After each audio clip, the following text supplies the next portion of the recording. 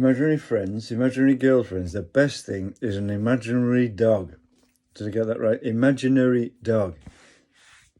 Because the thing is, there was the bloke who used to buy black and white dogs because he thought they were cheaper than a colour dog. But an imaginary dog, you don't have to buy a licence for an imaginary dog.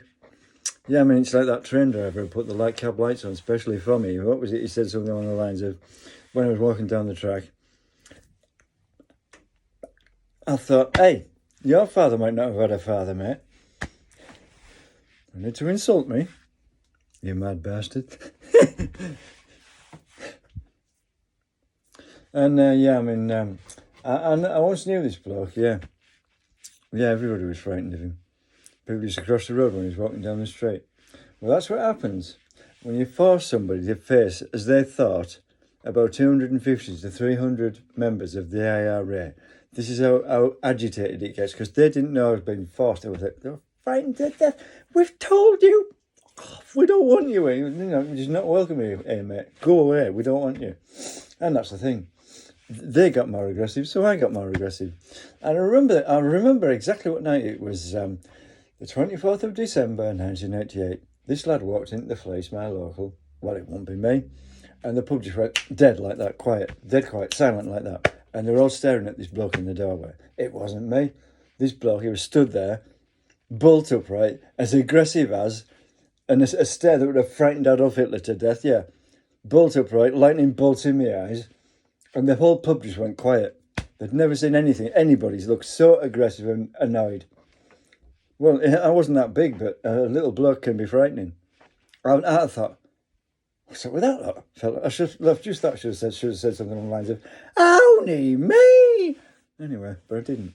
I thought, hey, it's quite good, this. And the girls loved it. That bloke, he's absolutely, yeah, we like him, he's mad. He's absolutely aggressive, that bloke. We love him. They did, the girls loved it. But yeah, I mean, the bloke, well, most of the pub at first, they were too frightened, scared, stiff blokes twice my size. Well, obviously, some of the blokes at the trailer factory were 3 times my size. And I faced all that before when I was 9, yeah. The kid who used to sit on me was 3 times my size. There'd be blokes 5 times, well, not quite, but yeah, I mean, you got quite agitated and annoyed. Well, the workforce were quite paid off by the fact that they couldn't get rid of me. Didn't matter what they did, I wouldn't go, because my dad was saying, I'll kick you out if you leave this factory, because you ran away from the last place. So Dad had had enough. Well, didn't actually. And the thing was, it was about -10 outside. And the day I left, there was 3 inches of snow on the floor. But I talked to my mate about it in a very loud, hoarse voice. The people saying, because they're doing him to him in that factory. Well, my mate said that, but no, I mean, it was just sort of disturbing and upsetting. I was hoarse and I couldn't talk quietly because I was rigid with whatever fear, anger, and a lot.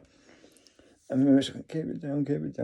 You sound hoarse, and don't talk about that in here because no puffs in this country. Anyway, I thought, well, that's the thing.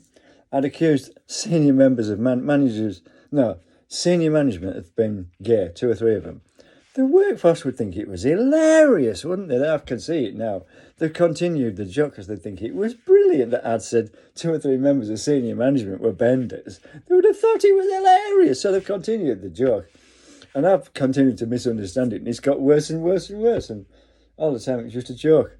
And I thought I'd upset the IRA. 250 of them. And I was sort of scared silly.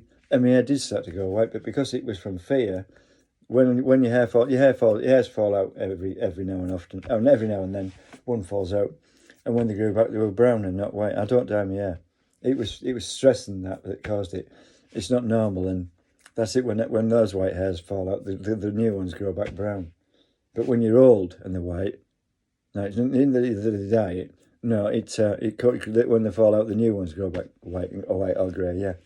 So my dad said to my uncle, they were both grey, and said, "Have you dyed your hair same colour as mine?" But anyway,